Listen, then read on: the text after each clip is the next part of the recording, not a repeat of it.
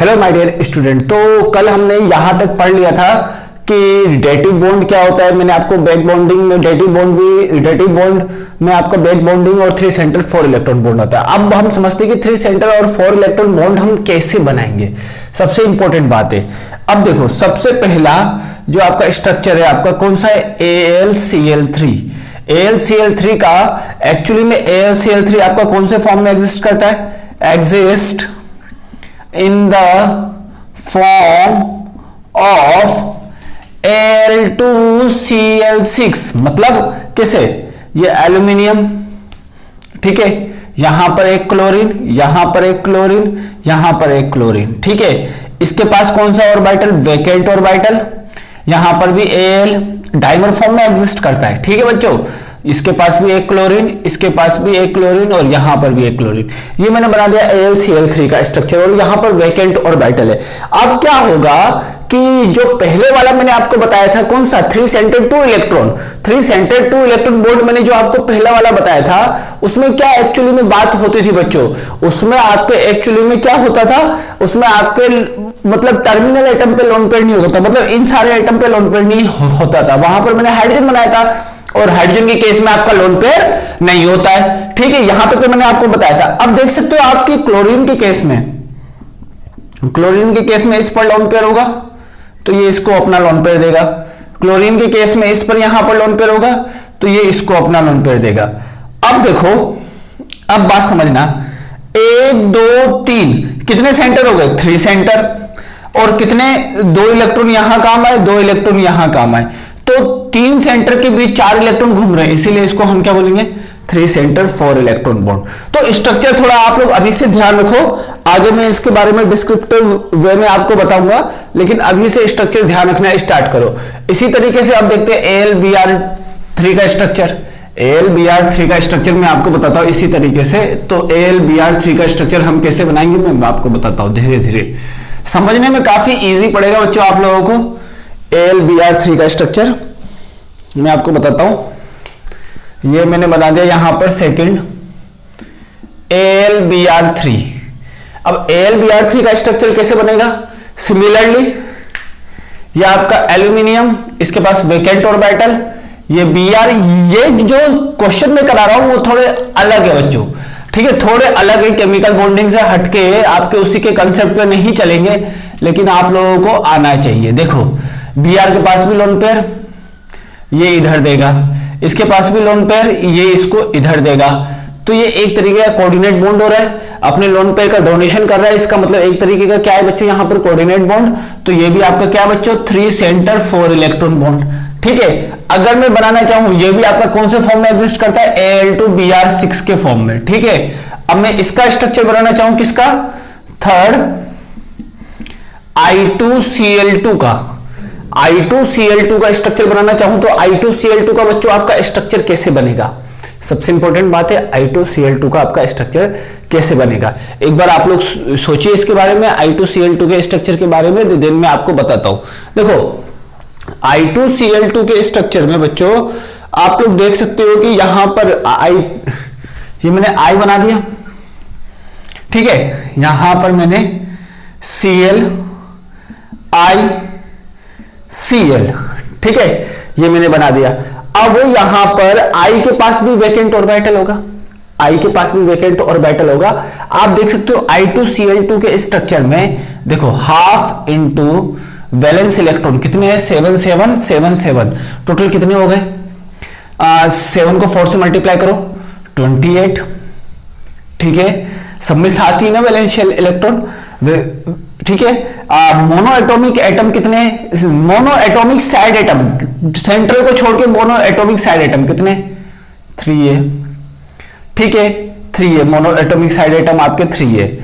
और यहां पर केटायन और एनायन रुको 7,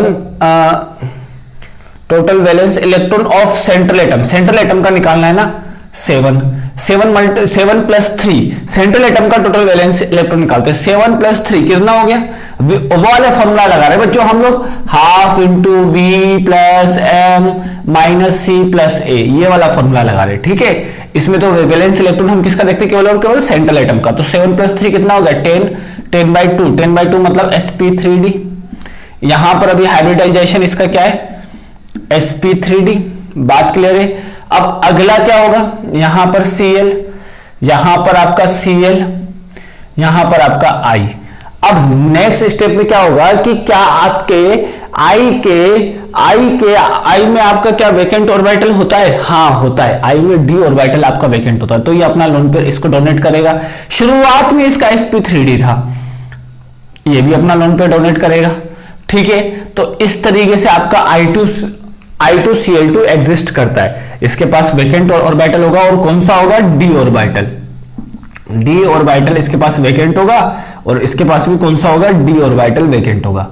ये बस थोड़ी सी कुछ लॉजिकल बातें उसको आपको ध्यान रखना है, काफी सिंपल है, इजी वे में है, ठीक है। नेक्स्ट अब हम समझते हैं बच्चों एक और क्वेश्चन। देखो सारे स्ट्रक्चर को मैं आपके सामने डील करूंगा, ठीक है, और बस आपको समझते जाना है। ये हमने ये कर लिया, ये कर लिया, ये कर लिया। अब फोर्थ आपका क्या है बच्चों, SnCl2 एंड सॉलिड। अब SnCl2 एंड या आपका एक्चुअली में SnCl2 आपका कौन से फॉर्म में होता है बच्चों, सॉलिड फॉर्म में होता है। SnCl2 आपका कौन से फॉर्म में होता है बच्चों, सॉलिड फॉर्म में होता है। अब ये SnCl2 अगर आपका सॉलिड फॉर्म में होता है तो इसका स्ट्रक्चर कैसे बनेगा, SnCl ये लोन पेयर, ठीक है, कार्बन के उस पे तो लोन पेयर। अब यहां पर Cl, ठीक है, इस बात को समझना, यहां पर ये वाला Cl इसके वेकेंट ऑर्बिटल में दे देगा और यहां पर Sn ये Cl ये वाला वेकेंट ऑर्बिटल में डालेगा, ठीक है। यहां पर क्या होगा, ये Sn, इस तरीके से आपका सॉलिड स्ट्रक्चर बनेगा। कौन सा बनेगा, सॉलिड स्ट्रक्चर। देखो ये एक्चुअली SnCl2 यहां पर है, लेकिन ये इसके एक Cl के साथ लोन पेयर को डोनेट कर रहा है, क्योंकि इसके पास वेकेंट ऑर्बिटल है, इसीलिए हम इसको क्या बोलेंगे, 1 2 3 सेंटर 2 इलेक्ट्रॉन बॉन्ड, दो मॉलिक्यूल को आपस में ब्रिज करने का काम करेगा। ये सारा मॉलिक्यूल, ये सारे जो बॉन्डिंग है वो 2 मॉलिक्यूल को ब्रिज करने का काम करेगा। बस इतना समझते जाओ, फिर आगे जब चैप्टर में आएगा तो चैप्टर में मैं इसके लिक्विड स्टेट, सारे स्टेट के बारे में और भी अच्छे से डिस्कस करूंगा, ठीक है, आप लोग अभी घबराओ नहीं। नेक्स्ट आपका SnCl2 के बारे में कर लिया। अब BeCl2 का स्ट्रक्चर कैसे होगा, फिफ्थ अब हम समझते हैं BeCl2 का आपका स्ट्रक्चर कैसा होगा, ठीक है। तो BeCl2 का स्ट्रक्चर आपका कैसा होगा वो मैं आपको बताता हूं, थोड़ा सा ध्यान से समझना बच्चों। BeCl2 का आपका स्ट्रक्चर कैसा होगा तो देख लेते हैं। BeCl2, ठीक है, BeCl2 देखो यहां पर बेरिलियम, ये आपका क्लोरीन, आपको BeH2 का याद होगा तो ये आपका अपने आप बन जाएगा बेरिलियम Cl। इसके पास भी वेकेंट ऑर्बिटल, इसके पास भी वेकेंट ऑर्बिटल, ये अपना लोन पेयर इसको देगा, ये अपना लोन पेयर इसको देगा। तो यहां पर भी लोन पेयर दिया तो 2 इलेक्ट्रॉन, यहां पर भी 2 इलेक्ट्रॉन, टोटल कितने, 3 सेंटर के बीच 2 इलेक्ट्रॉन का मूवमेंट हो रहा है। तो क्या हो जाएगा बच्चों, ये भी आपका 3 सेंटर 4 इलेक्ट्रॉन बॉन्ड, ठीक है। हाइब्रिडाइजेशन आप लोगों को खुद कैलकुलेट करना है। यहां पर कितना हाइब्रिडाइजेशन होगा, 1 2 3 मतलब sp2। पहले कौन सा था, sp, ठीक है, पहले कौन सा था, sp, अभी पहले कौन सा था, sp, अभी यहां पर क्या हो गया, sp2, ठीक है। नेक्स्ट आपका कौन सा है, 6th BeCl2 एंड सॉलिड। ये आपका इसी की तरह चलेगा लेकिन एन टर्म तक चलता रहेगा, ये आपका एन टर्म तक चलता रहेगा। जैसे मैं आपको बता देता हूं, BeCl BeCl।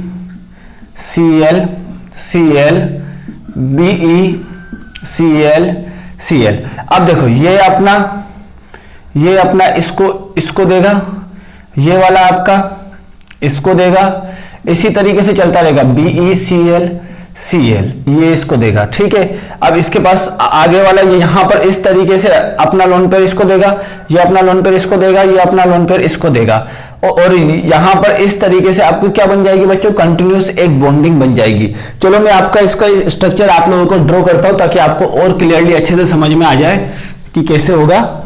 देखो BeCl यहां पर Be बना दिया, ये आपका Cl, ये आपका Cl, ये इस तरफ, ये वाला इस तरफ, फिर आपका क्या हो जाएगा यहां पर BeCl।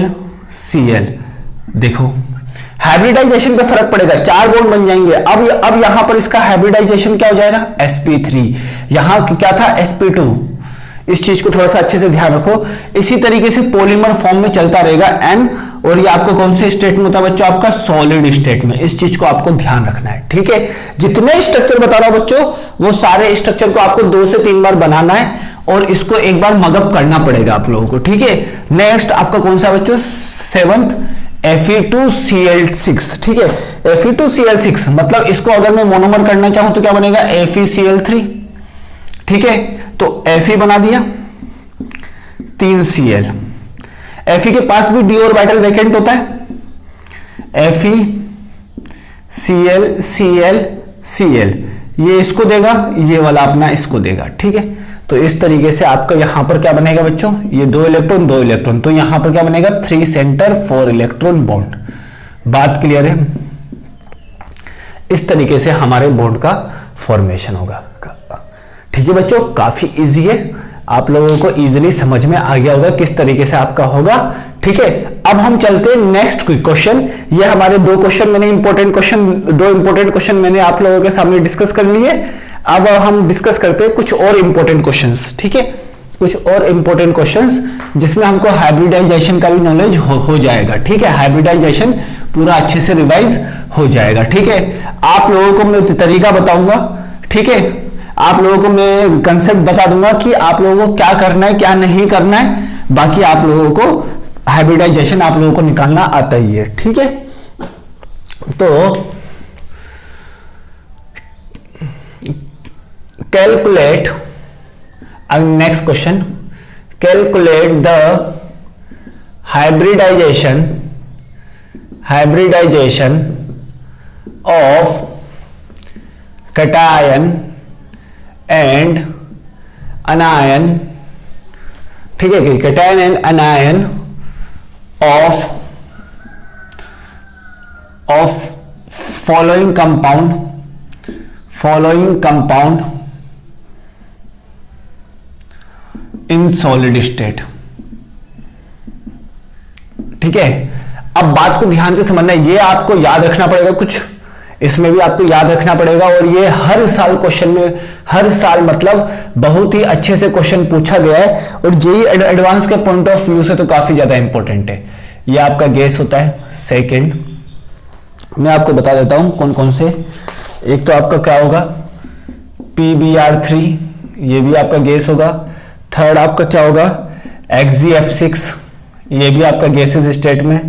फोर्थ आपका क्या होगा, N2O5, ये भी आपका गैस है। फिफ्थ आपका क्या होगा, N2O4, ये भी आपका क्या होगा, गैस होगा। सिक्स आपका क्या होगा, N2O3, ये भी आपका क्या होगा, गैस होगा, ठीक है।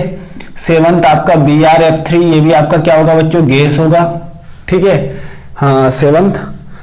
एट्थ IF5, ये भी आपका गैस है, ठीक है। नाइन्थ ICl, ये भी आपका गैस है। 10th Cl2O6, ये भी आपका गैस है। 11th, ठीक है, I4O9, ये भी आपका, ये आपका क्या है, सॉलिड होगा, ये आपका लिक्विड होगा, ठीक है, ये आपका गैस है, ठीक है। 12th I2Cl6, ये आपका लिक्विड है, ठीक है। अब इसके बाद I2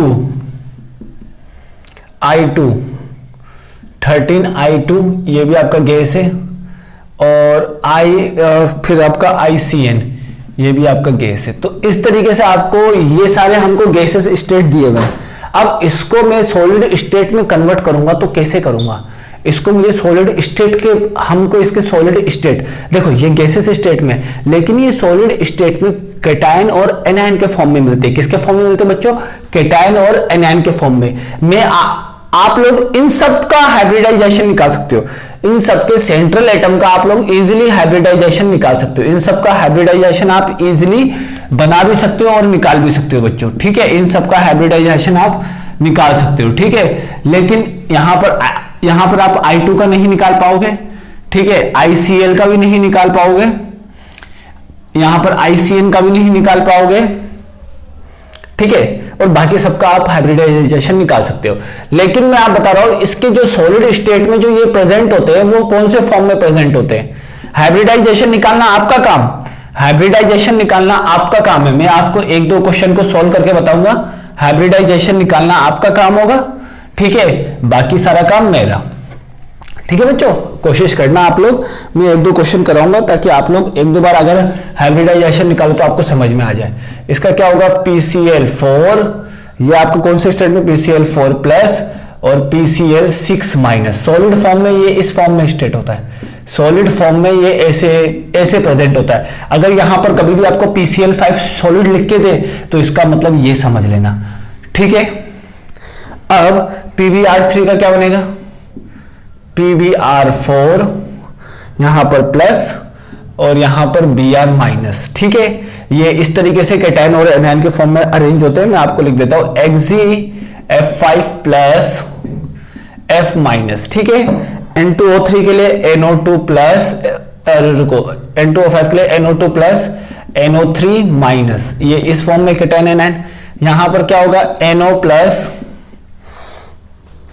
NO3 माइनस, ठीक है। यहां पर क्या होगा, NO प्लस NO2 माइनस, ठीक है। BrF3 के केस में क्या होगा, BrF2 प्लस BrF4 माइनस, ठीक है, ये इस फॉर्म में प्रेजेंट होगा। यहां पर समझो, यहां पर IF, ये आपका IF4 प्लस IF6 माइनस, ठीक है। ये आपका I2Cl प्लस ICl2 माइनस, ठीक है। नेक्स्ट यहां पर ClO2 प्लस और इसका क्या हो जाएगा, ClO4 माइनस। ये आपको ध्यान रखना पड़ेगा बच्चों, ये आपको मगअप करने पड़ेंगे सारे, ठीक है। I4O9 का I minus plus IO3 minus, ठीक है। ये पूरे इनऑर्गेनिक केमिस्ट्री का मैंने निकाल दिया, बस आपको इतना ध्यान रखना है। हर साल आपको तंग करेगा, कभी आपको बोला जाएगा कि ये इस चैप्टर से रिलेटेड है, ये इस चैप्टर से रिलेटेड है, मैं ही खुद बोलूंगा बच्चों, लेकिन आप लोगों को ध्यान रखना है कि मैंने आपको पहले बता दिया ये सब, ठीक है। इस चीज को आपको खुद समझना है, I3 प्लस I3 माइनस, ठीक है। अब यहां पर I2CN प्लस और यहां पर ICN2 माइनस। अब आप समझ सकते हो, यहां पर ये आपकी कैटायन एनायन बना दी है, ठीक है। अब जितने भी एटम है सबका आपको हाइब्रिडाइजेशन बताना है, मतलब इन सबका। यहां पर दोनों का निकलेगा, यहां पर केवल आपका किसका निकलेगा बच्चों, यहां पर फास्फोरस का निकलेगा। Br माइनस का तो हाइब्रिडाइजेशन निकाल नहीं सकते, इसका भी नहीं निकाल सकते, ठीक है। इसका भी आप लोग नहीं निकाल सकते, इसका भी आप लोग नहीं निकाल सकते, ठीक है। और किसका नहीं निकाल सकते, I माइनस का नहीं निकाल सकते, बात क्लियर है। इन सब एटम का आप हाइब्रिडाइजेशन नहीं निकाल सकते। और बाकी में आपको देखो सेंट्रल एटम, इन सब का हाइब्रिडाइजेशन निकालना है। क्वेश्चन ये पूछा गया है, समझ में आया क्वेश्चन बच्चों, काफी इजी क्वेश्चन है। क्वेश्चन पूछने का ये है कि आपको इस सेंट्रल एटम का हाइब्रिडाइजेशन निकालना है, बस यही का क्वेश्चन था जो आपको था। इंपॉर्टेंट क्वेश्चन है, काफी अच्छा क्वेश्चन है, और अक्सर आप लोग इसमें मिस्टेक करोगे। तो मैं 1 2 का बनाता हूं, ठीक है। मैं कुछ का बताता हूं आप लोगों को और बाकी को आपको बताना है, ठीक है। तो ये है, बाकी के 8 to 14 आपके होमवर्क है, ताकि आपका हाइब्रिडाइजेशन कंसेप्ट अच्छे से रिवाइज हो जाए, ठीक है। हाइब्रिडाइजेशन कंसेप्ट आपका अच्छे से रिवाइज हो जाए, ये बाकी आपका होमवर्क है, ठीक है। तो अभी देख लेते हैं, आप लोगों को बताया भी है मैंने, तरीका मैंने आपको बताया VMC वाला। VMC में अगर आपको फॉर्मूला याद होगा तो आप लोग बहुत जल्दी निकाल लोगे। तो देख लेते हैं फॉर्मूले से, नहीं तो टोटल वैलेंस शेल इलेक्ट्रॉन, मैंने 2-3 तरीके बताए हाइब्रिडाइजेशन कैलकुलेट करने के, तो देख सकते हो। अब देखो इसका निकालना है, PCl4 प्लस का निकालना है इसमें, तो कैसे निकलेगा, हाफ इंटू वैलेंस शेल में कितने इलेक्ट्रॉन, 5 इलेक्ट्रॉन, बात क्लियर है। मोनो एटॉमिक 4, कैटायन है, कैटायन को -1, एनायन क्या है 0 है, खत्म। तो 5 + 4 9, 9 - 1 8/2 मतलब 4, स्टेरिक नंबर 4 का मतलब sp3।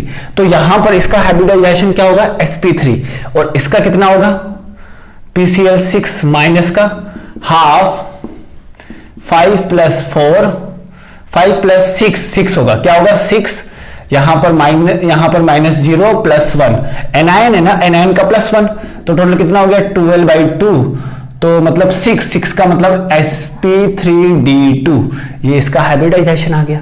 तो इस तरीके से हम यहां पर हाइब्रिडाइजेशन सॉलिड स्टेट में निकालना है।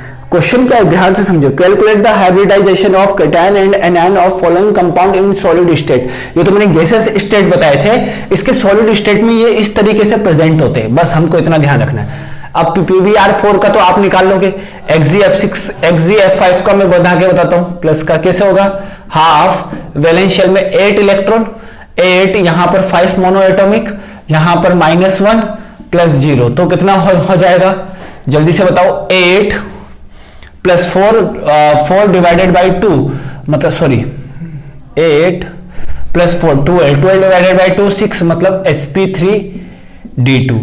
अब देखो, अब आप अगर इसका निकालोगे तो इसका कितना आ जाएगा बच्चों, इसका आ जाएगा 8 + 6 डिवाइडेड बाई 2 मतलब 14, तो इसका आ जाएगा sp3d3।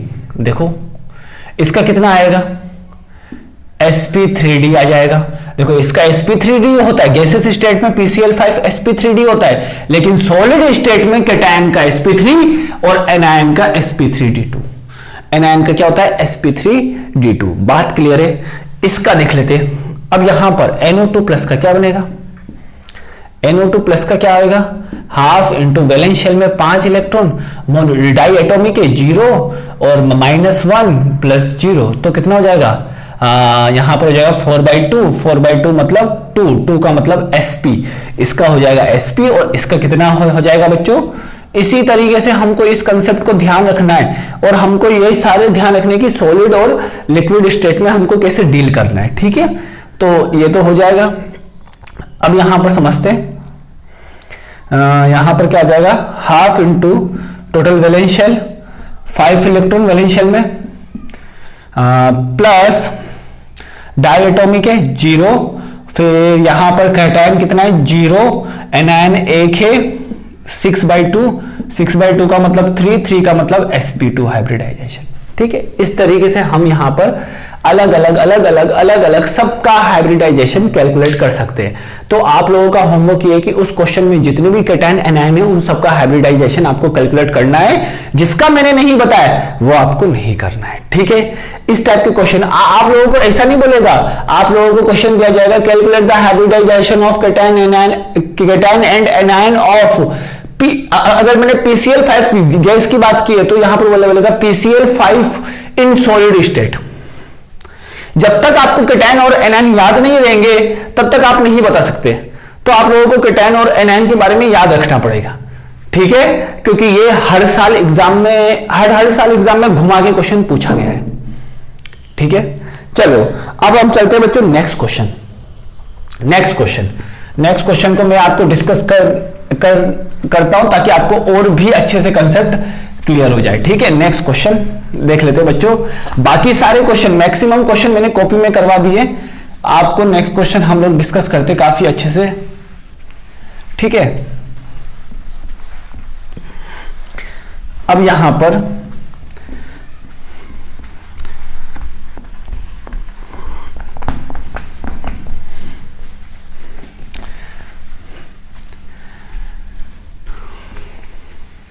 अब देख लेते बच्चों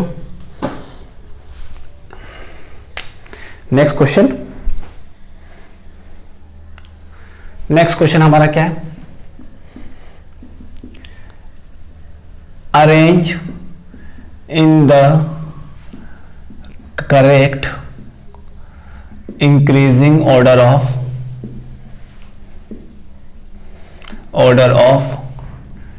डाइपोल मूवमेंट।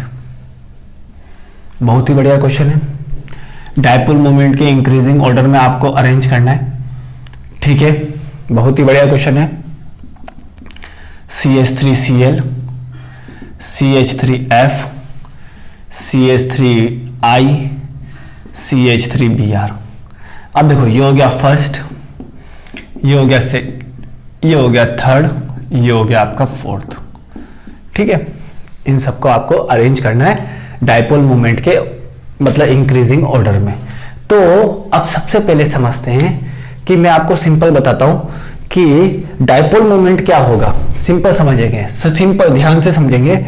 देखो यहां पर मैंने बता दिया, देखो CL स्ट्रक्चर बना लेता हूं, स्ट्रक्चर बना लेता हूं पहले। तो आप स्ट्रक्चर से पहले समझ जाओगे, उसके बाद मैं आपको सिंपल बता दूंगा।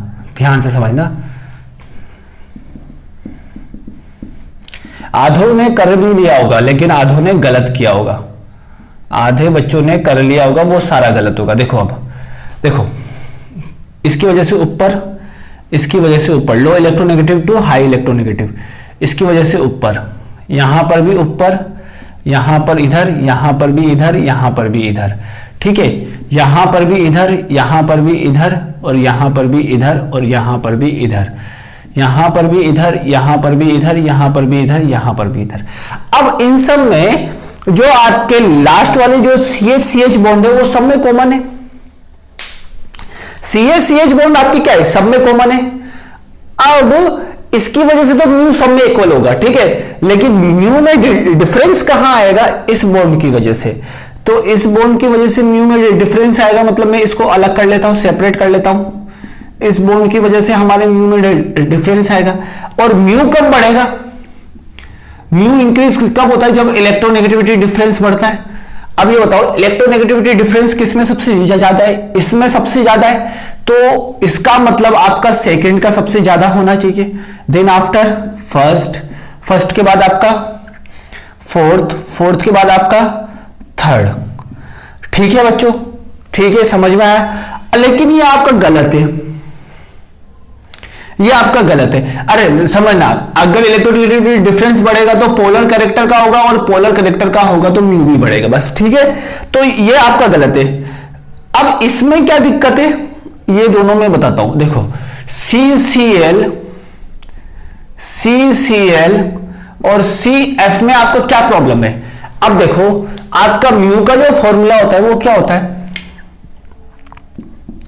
Mu equal to Q into D. Q क्यों बढ़ता है, जब इलेक्ट्रोनेगेटिविटी डिफरेंस बढ़ता है क्यू आपका बढ़ेगा, लेकिन डिस्टेंस फैक्टर भी होता है ना। अब देखो फ्लोरीन आपका क्या है, स्मॉल एटम है, स्मॉल एटम है, तो इसका साइज क्या होगा, छोटा होगा। तो यहां पर डी आपका, डी इसको मान लिया मैंने D1, इसको मैंने मान लिया D2, तो D1 का साइज आपका काफी कम होता है एज कंपेयर टू D2। जब D1 का साइज कम होगा तो इसका म्यू भी क्या हो जाएगा, कम होगा। मतलब जो आपका डिस्टेंस फैक्टर है, distance factor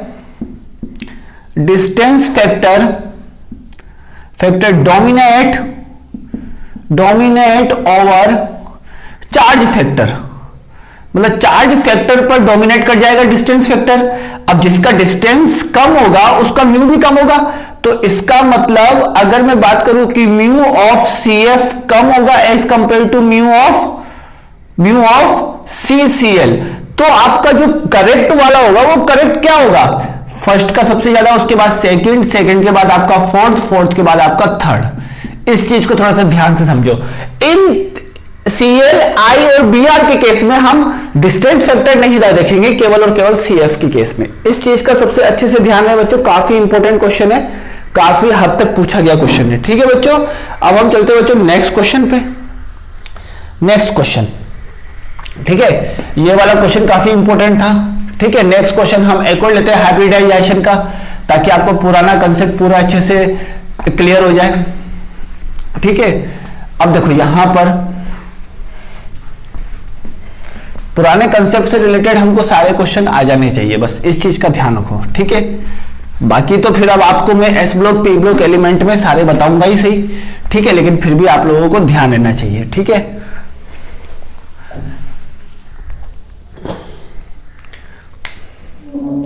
question, draw the correct Lewis dot structure of I3 minus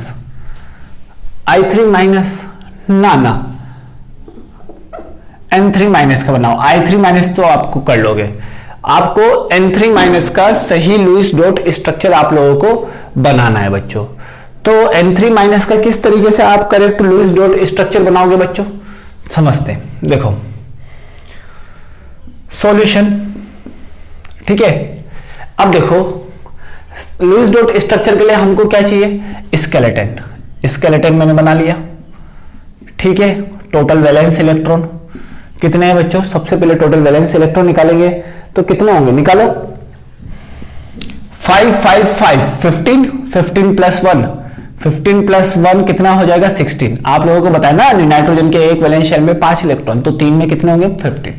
उसके बाद total electron required to attain a noble gas configuration, 3 atom है तो 3 एटम मतलब ऑक्टेट पूरे करेंगे, तो 8 मल्टीप्लाई बाय 3 मतलब 24, ये सब बताया हुआ है।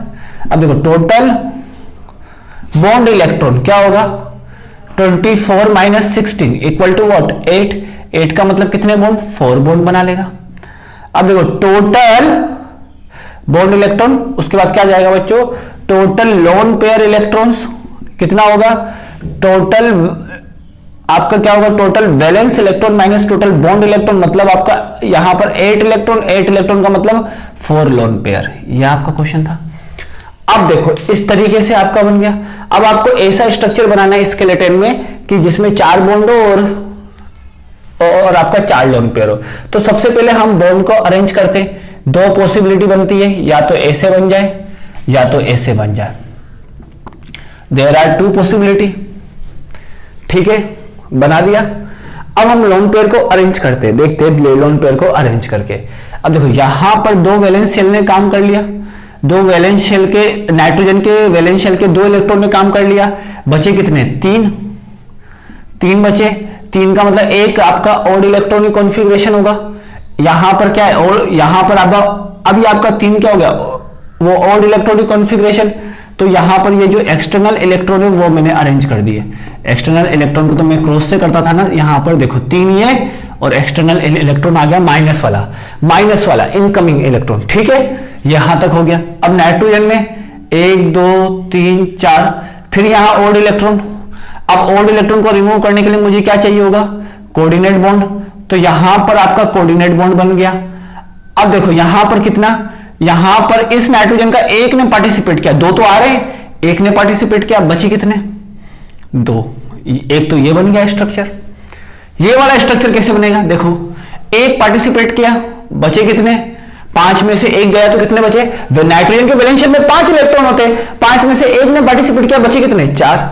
यहां पर क्या होगा, 4 ने पार्टिसिपेट किया, बचा एक, वो एक आपका ऑड इलेक्ट्रॉन, ठीक है, एक आपका ऑड इलेक्ट्रॉन यहां पर बच जाएगा, लेकिन यहां इनकमिंग भी तो है, क्रॉस बन जाएगा। अब यहां 3 इस नाइट्रोजन के 3 इलेक्ट्रॉन ने पार्टिसिपेट किया, बचा यहां पर कितना, यहां पर आपका 2 बचा, ठीक है। अब ये बताओ कि यहां पर स्ट्रक्चर 1 और स्ट्रक्चर 2 दोनों बन गए, ठीक है। अब दोनों में से कौन ज्यादा सही है, देखो चारों लोन पेयर मैंने अरेंज कर दिए, अब दोनों में से कौन ज्यादा सही है उसका हम पता कैसे लगाएंगे, फॉर्मल चार्ज कॉन्सेप्ट। अब इसका फॉर्मल चार्ज निकालेंगे तो कैसे निकलेगा, देखो मैं इसको नीचे बनाता हूं ताकि आपको और अच्छे से समझ में आ जाए। फॉर्मल चार्ज कॉन्सेप्ट हम कैसे करेंगे, क्रॉस यहां पर 1 2 3 4, ठीक है, ये हो गया। और यहां पर इसका फॉर्मल चार्ज आपको निकालना है, तो कैसे निकालेंगे वो तो आप लोगों को मैंने काफी अच्छे से बता रखा है। अब फॉर्मल चार्ज कॉन्सेप्ट, ठीक है, देखो अब इसका निकालना फॉर्मल चार्ज, वैलेंस शेल में 5 होते हैं, लेकिन अभी जो सर्कल बनाया एन सर्कल किया है, एन सर्कल के अंदर कितने 1 2 3 4 5 6 मतलब कितना हो जाएगा -1। इसके अंदर 5 1 2 3 4, कोऑर्डिनेट बॉन्ड को हम क्या लेंगे सिंगल बॉन्ड, 1 2 3 4 कितना हो गए 4, यहां पर कितना हो गया बच्चों बोलो, यहां पर 1, यहां पर 5 हो गया। अब देखो यहां पर एन सर्कल किया तो 1 2 3 4 5 6 -1, बात क्लियर है, इस तरीके से बन गया। अब यहां बताओ 5 -5 जीरो। देखो 1 2 3 4 5, यहां पर 1 2 3 4 5 6, मतलब 5 वैलेंशियल -6 कितना हो गया? -1। यहां पर कितना हो गया? यहां पर कितना हो गया? कैलकुलेट करो। 5 माइनस 1 2 3 4 5, 5 0। अब बताओ किसमें फॉर्मल चार्ज की वैल्यू सबसे ज्यादा कम है? किसमें जीरो आ रहा है? इसमें आ रहा है। तो second structure second is more correct as compare to structure 1। ठीक है, तो इसका करेक्ट जो लुईस डॉट स्ट्रक्चर होगा, इसका करेक्ट जो आपका लुईस डॉट स्ट्रक्चर होगा वो क्या होगा? एन। ठीक है, एन। इस तरीके से आपका इसका करेक्ट लुईस डॉट स्ट्रक्चर हो जाएगा। ठीक है, तो ये भी आपका क्वेश्चन काफी इंपॉर्टेंट है और काफी अच्छा क्वेश्चन है। अभी हम एक और क्वेश्चन देख लेते हैं बच्चों, अभी हम एक और क्वेश्चन देख लेते हैं, एक और क्वेश्चन।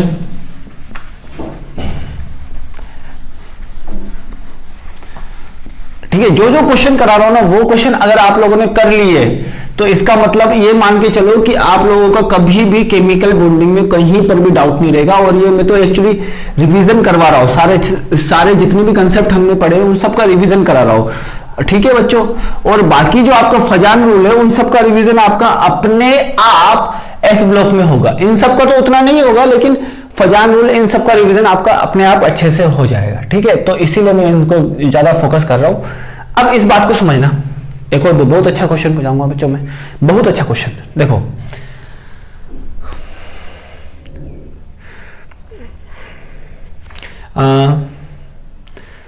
देखो यहां पर Cr H2O OO Cr H2O। थोड़ी देर के लिए इसको समझ लेना आप लोग, मैं आपको बताऊंगा। 4+ Cr H2O। देखने में लग रहा होगा क्वेश्चन बहुत खतरनाक है, लेकिन उतना ही इजी है। H2O, ये आपका 4, ये आपका 4, ठीक है, ये आपका 4, ये आपका 4, ये आपका 5+। ये वाली बॉन्ड लेंथ आपकी X है, ये वाली बॉन्ड लेंथ आपकी Y है। ठीक है, what is the correct relationship between X and Y? First, X greater than Y, second Y, ठीक है, third X equal to Y, fourth option can't be predicted। ये हो गया, बात क्लियर है। अब इस क्वेश्चन को हमको डील करना है। अब सबसे पहले क्या करेंगे, हमको क्वेश्चन देखने से हमको डर लग जाएगा कि हम क्या कर सकते हैं, कुछ नहीं। अब समझना, Cr का ऑक्सीडेशन नंबर +3 होता है स्टेबल, मैं बता देता हूं। Cr का कितना होता है? +3। इसके बारे में आप आगे पढ़ोगे, लेकिन वहां पर भी आपको इस क्वेश्चन का आइडिया नहीं लगेगा। Cr का कितना होता है? +3। बात क्लियर है। अब देखो यहां पर Cr का +3, H2O के ऊपर कोई चार्ज नहीं होता है, 0। ठीक है, ये O2 का मुझे ऑक्सीडेशन नंबर नहीं पता। तो देखो इस स्ट्रक्चर का, स्ट्रक्चर 1 के लिए बात कर रहा हूं, स्ट्रक्चर 1 के लिए मैं बोल रहा हूं। ठीक है, देखो Cr का कितना होता है? +3। तो कितने Cr है? 2, तो +3, 2 × 3। ऑक्सीडेशन नंबर निकालना बताया था। H2O का कितने? 8 H2O है, लेकिन उसका 0 है। ठीक है, अब O2 है, इसको मैं O2 बोलूंगा, इसको मैं कंबाइन नहीं क्या बोलूंगा? O2। एक O2 के ऊपर कितना चार्ज है मुझे नहीं पता, X चार्ज है मान लिया। अब टोटल नेट चार्ज कितना है? +4। मतलब क्या होता है, अंदर वाले की वैल्यू बाहर वाले के इक्वल हमेशा रहनी चाहिए। ये मैंने निकाल लिया। अब देखो यहां पर कितना आ जाएगा? +6 + X + 4, then X equal to कितना आ जाएगा? -2। तो इसका मतलब यहां पर जो O2 है उसके ऊपर क्या है? O2 तो माइनस। अब इसका निकालते हैं, इसका इसी तरीके से, इसका +3, इसका +3, H2O का 0, इसका 0, ये इसको हम क्या लिख सकते हैं? O2। फिर वही कंसेप्ट, ये क्वेश्चन आया हुआ है कहीं, बहुत मतलब बिट सेट का आया हुआ क्वेश्चन है बच्चों, ये बिट सेट में। ठीक है, तो यहां पर कितना आ जाएगा? 2 × 3 प्लस H2O कितने? जीरो, मतलब 8 H2O है जो कि आपके जीरो, जिन पर कोई चार्ज नहीं है। अब O2 तो आपका क्या है, एक O2 है, उसके ऊपर चार्ज मैंने मान लिया X, मुझे इसके ऊपर चार्ज निकालना है, और यहां पर कितना हो जाएगा +5। अगर आप इसको कैलकुलेट करोगे तो X इक्वल टू कितना आ जाएगा, कैलकुलेट करो, 5 - 6 कितना आ गया बच्चों, -1। तो इसका मतलब O2 जो है इसके ऊपर कितना है, इसके ऊपर जो O2 है उसके ऊपर चार्ज कितना है, -1।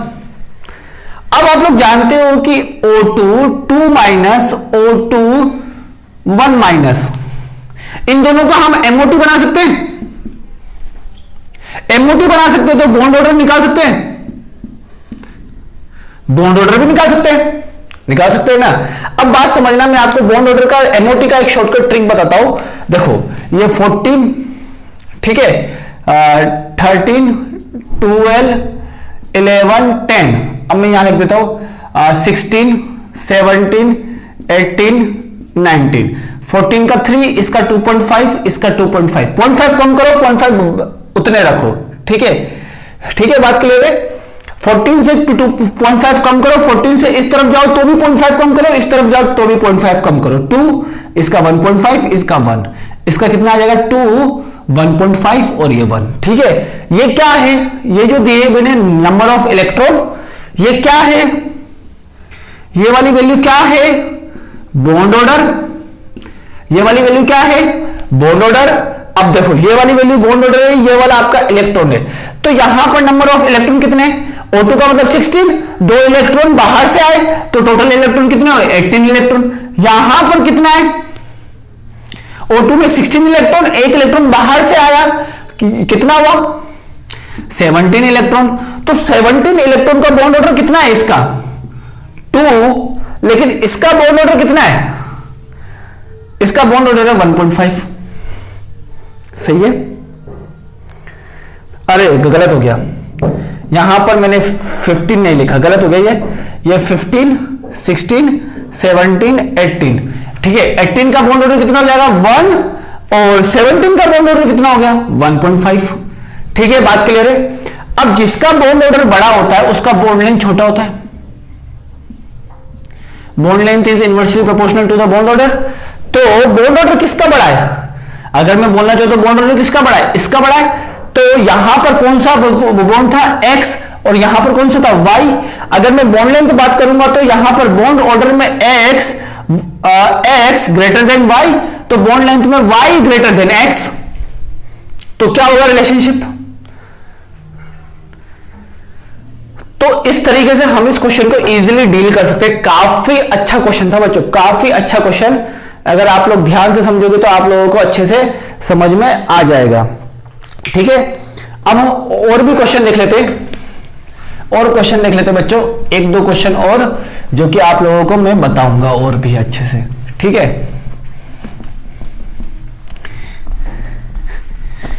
और आज हम केमिकल बॉन्डिंग को समाप्त करेंगे, और इसका एक मेटालिक बॉन्डिंग वाला बॉन्ड है।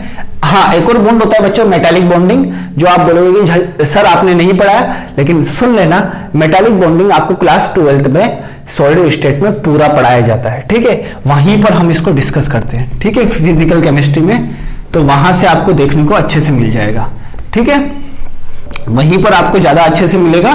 तो अभी आपको केमिकल बॉन्डिंग में इसी कंसेप्ट से ज्यादा क्वेश्चन पूछे जाते हैं, ठीक है। मेटालिक बॉन्डिंग में कोर इलेक्ट्रॉन्स के बारे में होता है, वो आपको फिजिकल में क्लास 12 चैप्टर नंबर 1 आपको सॉलिड स्टेट में पढ़ाया जाएगा। देखो अब नेक्स्ट क्वेश्चन हमारा क्या है बताओ। नेक्स्ट क्वेश्चन हमारा होगा, देखो, कैलकुलेट द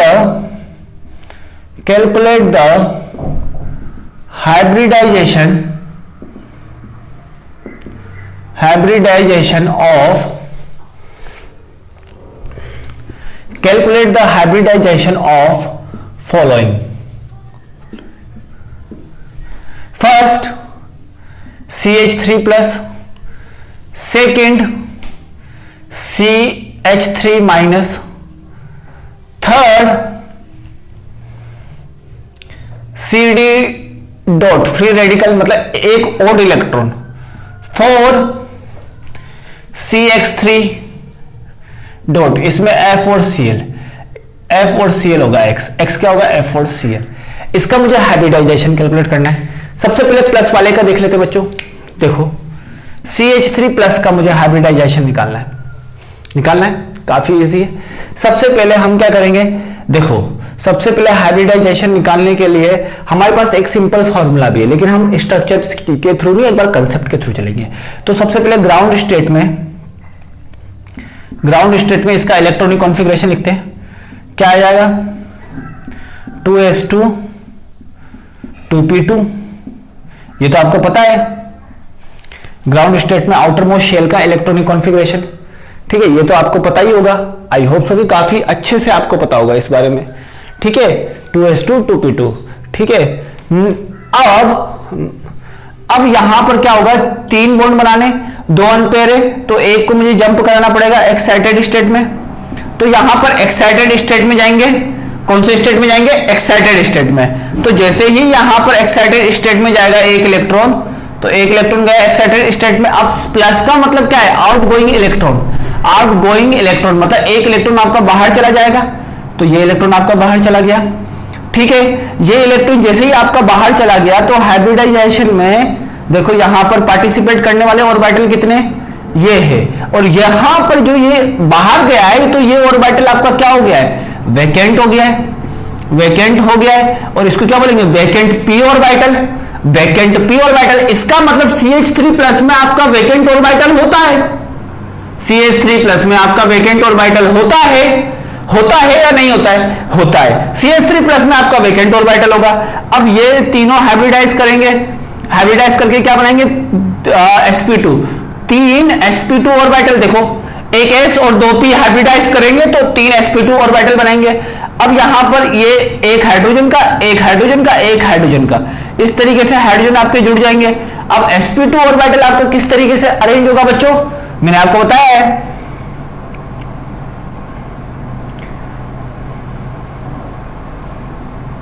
इस तरीके से होगा। अब यहां पर आपका हाइड्रोजन होगा, हाइड्रोजन का इलेक्ट्रॉन और कार्बन का, हाइड्रोजन कार्बन। ठीक है, हाइड्रोजन और कार्बन, बात क्लियर है। अपोजिट स्पिन होंगे, अपोजिट स्पिन के होंगे बच्चों, अपोजिट स्पिन के होंगे। हाइड्रोजन का इलेक्ट्रॉन मैं इलेक्ट्रॉन ही बनाता हूं ताकि आपको क्रॉस से नहीं, देखो ये इस तरीके से अपोजिट स्पिन में जोड़ेंगे यहां पर। ठीक है, ये sp2 हाइब्रिडाइज है, लेकिन यहां पर क्या है, एक वैकेंट p ऑर्बिटल। क्यों, क्योंकि प्लस की वजह से एक इलेक्ट्रॉन बाहर चला गया, तो ये आपका वैकेंट p ऑर्बिटल आ गया। ये आपका क्या हो गया बच्चों, वैकेंट p ऑर्बिटल। अब इसका शेप क्या होता है, शेप आपसे कुछ नहीं पूछा जाएगा, आपसे शेप पूछा जाएगा। शेप क्या होगा, शेप होगा ट्रायगोनल प्लानर। अंडरस्टूड। काफी इजी क्वेश्चन था, काफी सिंपल क्वेश्चन था। ठीक है, बात क्लियर है। ट्रायगोनल प्लानर मतलब एक ही प्लेन पे होगा, मतलब इसका स्ट्रक्चर कुछ ऐसा हो जाएगा, ये वैकेंट p ऑर्बिटल। ठीक है, तो अब से आप लोग ध्यान रखो, इसको हम बोलते हैं C के ऊपर प्लस का मतलब कार्बोकेटायन। जितने भी कार्बोकेटायन होंगे उसके पास क्या होगा, वो हमेशा क्या होगा, वैकेंट ऑर्बिटल होगा, उसके पास क्या होगा, वैकेंट ऑर्बिटल। अभी एक और क्वेश्चन पूछता हूं मैं आपसे इसी में यहां तक तो मैंने आपको बता दिया। अब देखो वैकेंट ऑर्बिटल के चलते मैं एक क्वेश्चन बना सकता हूं, आपको ऑर्गेनिक में काफी पूछा जाएगा और ऑर्गेनिक में भी बताया जाएगा। ठीक है, तो इस सारे क्वेश्चनों को एक बार डील कर लेना जो मैंने बताया। इस पे से एक क्वेश्चन पूछ लेता हूं।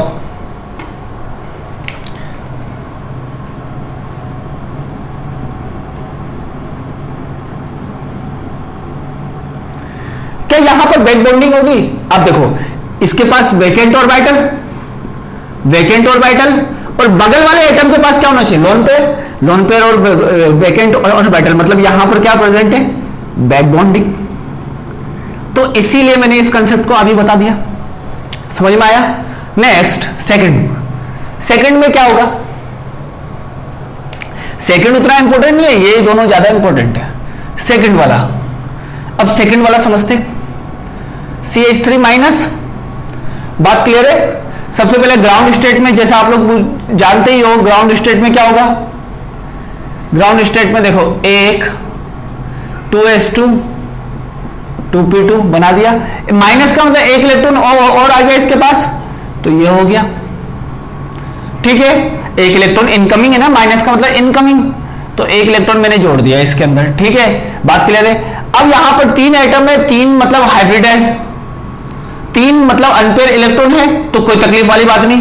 ये सारे आपके एक s ऑर्बिटल और 3p ऑर्बिटल हाइब्रिडाइज होके क्या बनाएंगे, sp3 hybrid orbital, 4 sp3 hybrid orbital which have a similar energy and similar shape. तो यहां पर ये हो जाएगा, बन गया। यहां पर ऐसे ना बना के हम इसको ऐसे बना देता हूं, देखो ये आपका इस तरीके से, ये आपका क्रॉस, ये आपका क्रॉस, ये आपका क्रॉस, यहां हाइड्रोजन, यहां हाइड्रोजन, यहां हाइड्रोजन। अब sp3 जो हाइब्रिडाइजेशन के ऑर्बिटल है वो आपस में कैसे ओरिएंटेड होंगे,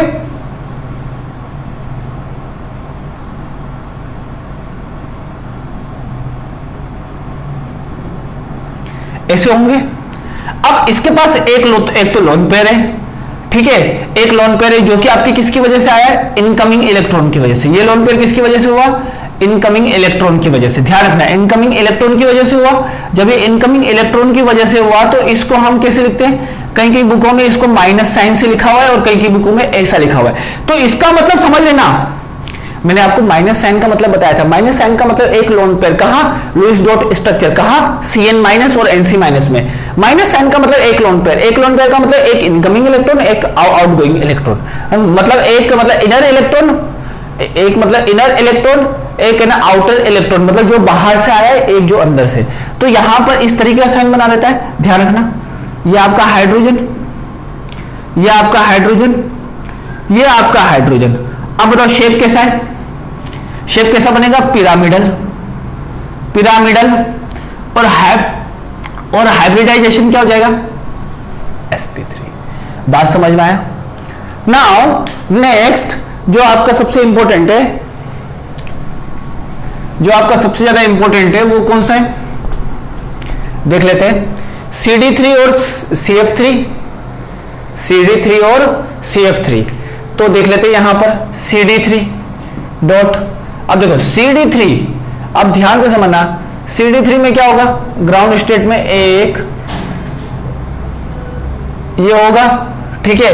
CD3 का मतलब एक इलेक्ट्रॉन, ठीक है, यहां पर 4 इलेक्ट्रॉन होंगे, ठीक है। 3 आपके जुड़ जाएंगे इससे, मतलब एक्साइटेड स्टेट बना रहा हूं मैं, सीधा सीधा अब एक्साइटेड स्टेट बना रहा हूं, आप लोगों को समझ में आ जाएगा, ठीक है। 3 जोड़ दिया, अब एक अकेला इलेक्ट्रॉन बचा है।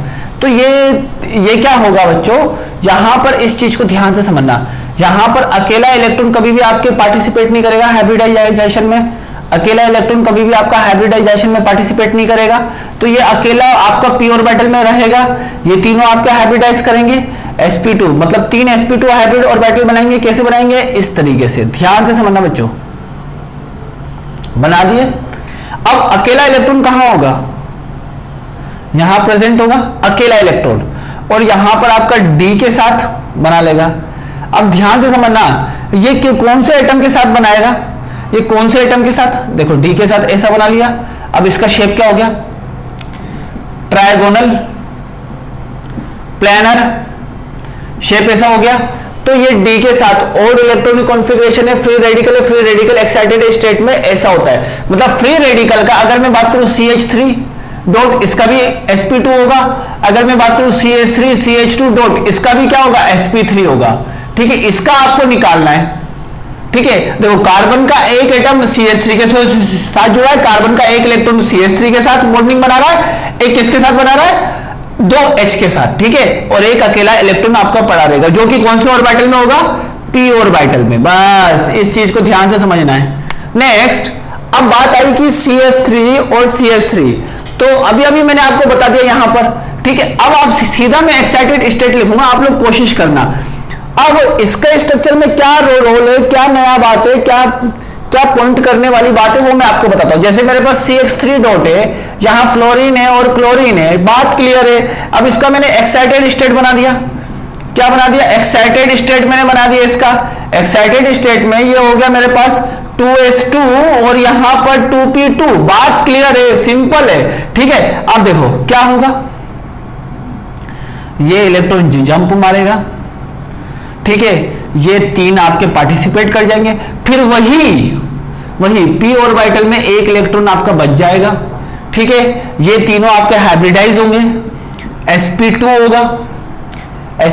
होगा। ठीक है, तो मतलब आपके हिसाब से कैसा होगा, इस तरीके से स्ट्रक्चर बनेगा, आपके हिसाब से इस तरीके से स्ट्रक्चर बनेगा। बात क्लियर है? X का मतलब यहां पर हेलोजन है, या आपके X से जुड़ जाएगा, मतलब सिमिलर शेप बताया, ये X से जुड़ गया, मतलब F बना देता हूं, यहां पर F बना देता हूं। ठीक है, F बना देता हूं, यहां पर आपका F बना देता हूं, और ये यहां पर ऐसा हो जाएगा। बात क्लियर है? लेकिन ये जो स्ट्रक्चर है वो गलत है। क्यों गलत है समझते हैं, देखो क्यों गलत है समझते हैं। देखो यहां पर इस तरीके से मैंने F बनाया था, ठीक है, F के पास यहां पर जो F ऑर्बिटल होगा, यहां पर जो फ्लोरीन होगा इसके पास लोन पेयर होंगे, यहां पर जो फ्लोरीन होगा इसके पास लोन पेयर होंगे, यहां पर जो फ्लोरीन होगा इसके पास लोन पेयर होंगे। देखो बात क्लियर है? यहां पर एक p ऑर्बिटल में एक सिंगल इलेक्ट्रॉन होगा, single electron in p orbital, single electron in p orbital, p orbital में आपका सिंगल इलेक्ट्रॉन होगा। अब ये इलेक्ट्रॉन इसके इलेक्ट्रॉन लोन पेयर के साथ क्या होंगे, रिपल्शन क्रिएट करेंगे। रिपल्शन क्रिएट करेंगे, जो ये आपका इस तरीके से एक प्लेन पे वो कहां जाएगा, नीचे की ओर झुक जाएगा। अब नीचे की ओर झुक जाएगा तो क्या बन जाएगा बच्चों, ये नीचे की ओर झुक जाएगा तो ये आपका कैसा बन जाएगा, और ये वाला लोब धीरे धीरे कम होगा, ये वाला लोब आपका बढ़ जाएगा। तो यहां पर ये आपका बोला जाएगा, ये बहुत ही अच्छा इंपॉर्टेंट क्वेश्चन बनेगा कि यहां पर इसका शेप कैसा हो जाएगा बच्चों, फ्लोरीन के साथ, फ्लोरीन के साथ ये sp3 हाइब्रिडाइज हो जाएगा। तो आपसे पूछा जाएगा कि CH3 में जो ये एक सिंगल इलेक्ट्रॉन होता है वो कहां प्रेजेंट होता है, sp3 हाइब्रिड ऑर्बिटल में, लेकिन यहां जो सिंगल इलेक्ट्रॉन है वो कहां प्रेजेंट होता है, p ऑर्बिटल में। तो इसीलिए इसका जो अब आपका इसका जो आपका स्ट्रक्चर हो जाएगा वो क्या हो जाएगा, इसका हाइब्रिडाइजेशन sp3 हो जाएगा और इसका स्ट्रक्चर क्या हो जाएगा, टेट्राहाइड्रल। अब इस बात को ध्यान रखना, in the case of CF3 और CCl3, आपका जो CCl3 डॉट या फिर CF3 डॉट, इसके केस में हाइब्रिडाइजेशन sp3 होता है, और इसके केस में CH3 dot, CD3 dot, CT3 dot, CH मतलब हाइड्रोजन के साथ, मतलब ऐसा एटम, कार्बन से जुड़ने वाले ऐसे एटम जिसके पास लोन पेयर ना हो, कार्बन से जुड़ने वाले ऐसे एटम, फ्लोरीन के पास लोन पेयर, ऑक्सीजन के पास लोन पेयर, तो उसकी वजह से क्या हो जाएगा, उसकी वजह से आपका इसका sp3 हो जाएगा। ठीक है, और बाकी क्या हो जाएगा, पहले वाले का sp2। ये वाला गलत क्यों है, क्योंकि यहां पर रिपल्शन क्रिएट करेगा, रिपल्शन क्रिएट करने की वजह से बॉन्ड नीचे चला जाएगा, बॉन्ड नीचे चला जाएगा मतलब पिरामिडल हो जाएगा। ठीक है, आई होप सो कि आज के आपको सारे क्वेश्चन, स्टैंडर्ड क्वेश्चन समझ में आ गए होंगे केमिकल बॉन्डिंग से रिलेटेड। तो इसमें जो बचा हुआ आपका मेटालिक बॉन्डिंग है वो आपको सॉलिड स्टेट में पढ़ाया जाएगा। ठीक है, आपको केमिकल बॉन्डिंग से रिलेटेड सारे क्वेश्चन, मतलब बहुत अच्छे क्वेश्चन मैंने डिस्कस कर लिए। आप इन सारे क्वेश्चन को 3-4 बार करो। आई होप कि आप लोगों को पूरा समझ में आया होगा। So thanks for watching this.